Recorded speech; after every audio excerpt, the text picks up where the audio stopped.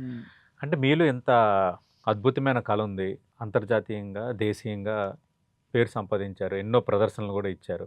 చక్కటి రూపం ఉంది.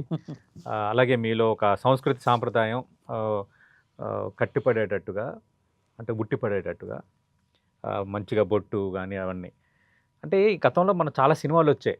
మనం 'జయప్రద' వీళ్ళందరితో మన కె. విశ్వనాథ్ వీళ్ళు డైరెక్టర్లు ఎక్కువగా ఈ ట్రెడిషనల్ మోడల్ సినిమాలు తీయటం. హ్మ్. 'స్వాతి ముత్యం' ఇవన్నీ ఇవే అవును. గదా! ఆ టైప్‌లో. అద్భుతమైన మీకెప్పుడు ఎవరు కళాఖండాలు. అలాగా అవకాశం ఏమ్మా స్వాతి నువ్వు రా యాక్ట్ చేద్దువు గాని అని లేదంటే హీరో ఈళ్ళు మీరు అలాంటి ఆఫర్స్ ఎప్పుడైనా రాలేదా? చాలా సార్లొచ్చాయండి.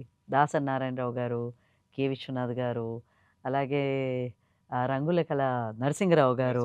ఈ మధ్యన ఒకసారి 6, 7 ఏళ్ల క్రితం 'దిల్ రాజు' గారు కూడా సరదాగా ఏదో క్యారెక్టర్ ఉందమ్మా ఓహ్! వీలైతే చేయండి. అంటే బేసిక్‌గా సినిమాలంటే నాకు చాలా ఇష్టం అండి. హ్మ్. మీకొక చిన్న కామెడీ చెప్తాను. ఓకే. మా ఆయన సినిమా డైరెక్టరు. సినిమాలు నేనెక్కువ చూస్తాను. ఓహో! ఆయనంటే సినిమా బావుంది. ఆ టాక్ రావాలి. దానికేదో రేటింగ్ ఉంటుంది గదా! అవును. అది ఉంటేనే చూస్తారు. ఓకే. మనం మొదట వైట్ స్క్రీన్ నుంచి లాస్ట్ స్క్రీన్ వరకు చూడాల్సిందే. చూడాల్సిందే. అది ఎలాంటి సినిమా ఏ అయినా, ఏ సినిమా అది భాష సినిమా అయినా. అయ్యి ఉండాలంతే. సినిమా అయ్యుండాలి. ఆ! నాకు సంప్రదాయంలో 12 ఎకరాలు. హ్మ్.